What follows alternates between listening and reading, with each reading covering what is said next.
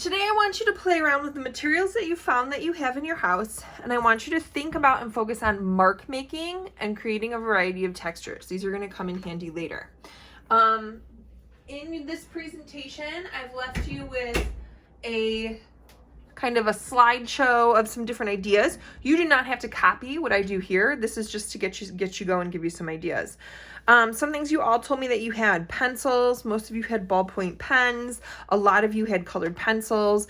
A lot of you had markers, crayons. All of these things are fantastic to work with, especially for mark making. Don't be afraid to try mixing materials together as well. Layering things on top of each other. What can be layered on top of other things? What things shouldn't you layer on top of each other? Those types of things. So I'm going to start out with the marker here, and this is kind of it's got two sides to it. It's got a little bit of a point here that I'm going to play with. So stippling is dot making. And you can cluster dots really close together to get a very dark value, or you can kind of spread dots out in order to get a lighter value. And this is another one of those materials that you can play around, or techniques you can play around with lots of different materials. So it works with colored pencil. It works with just a pen. If you have just like a normal ballpoint pen, you can do stippling with ballpoint pens and things like that also. So stippling is one thing that you can kind of play around with. Hatching is going to be mark making that they all kind of go in the same direction. So for hatching, I'm going to go ahead and play around. You can even just use a pencil for hatching, or something that has kind of thinner lines, but that doesn't mean you couldn't do something with thick lines too. Here I have a marker.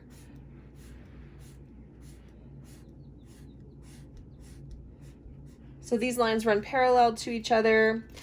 Gel pens, if you have any kind of gel pens, can be kind of a fun thing to work with.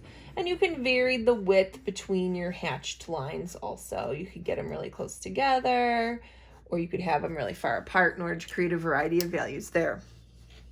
When we talk about vertical lines, you can create, I'm going to use a little bit thicker here. This can be kind of fun when you do combine different materials as well. You could think about layering. And if we start to vary the space between those vertical lines, we can start to create lighter values as well. Then, you could even go back in with other materials here and play around with patterns and textures this way. Vertical lines, if you're trying to draw something that has a real kind of linear quality to it, vertical lines works really good. Scribbling can be a great way to get out some aggressions as well.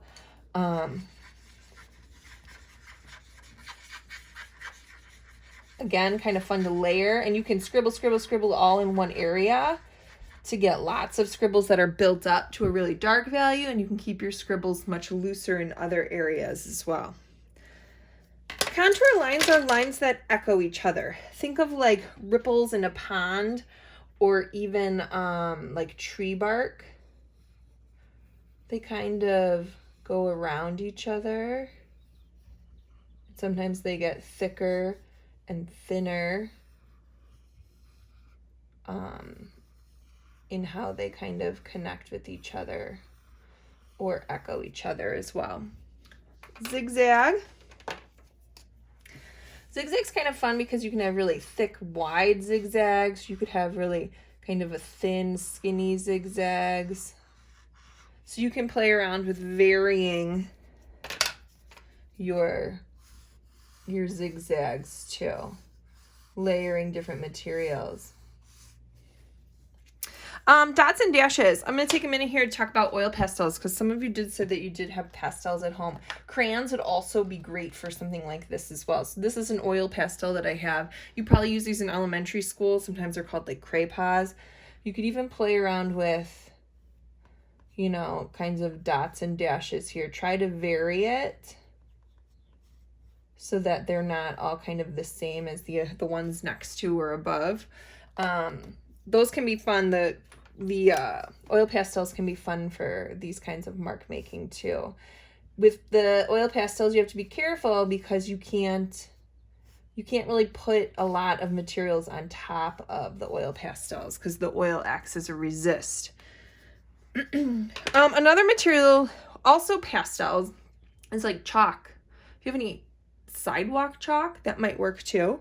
Thinking about, you know, kind of creating some different kinds of spiral textures and mark making. The chalk is going to smear, so if you have any hairspray at home, you can kind of give it a light spray of hairspray on top in order to kind of gently set it. Oh, sorry about that. Hey, quiet. Wavy lines. You can kind of like zigzags, but have a little bit more kind of wave to them here.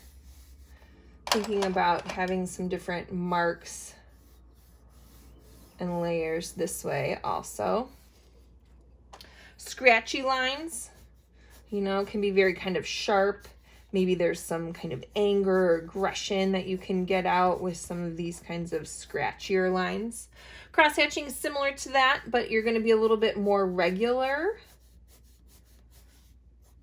They tend to be parallel to each other, but overlap each other as well. And you can keep overlapping, going lots of different directions in order to build up your value. And then the last one is very similar to the scribbling, but kind of using loose, maybe a little bit looser kind of lines going on here. And again, if we want to think about kind of layering our materials on top of each other, we can do that too. Play around with your materials. I want to see what you come up with. So take a picture of this and send it to me so I can see what kinds of experimenting you did. I didn't mention watercolor at all, but if you have access to watercolors and different paintbrushes can be a fun way to also make different kinds of marks as well. You can use, you know, the tip of the brush. You can use the side of the brush.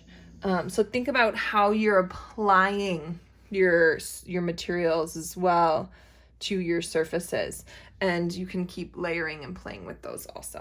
So have fun. Let me see what you come up with. I'm excited to see what kind of marks you can make.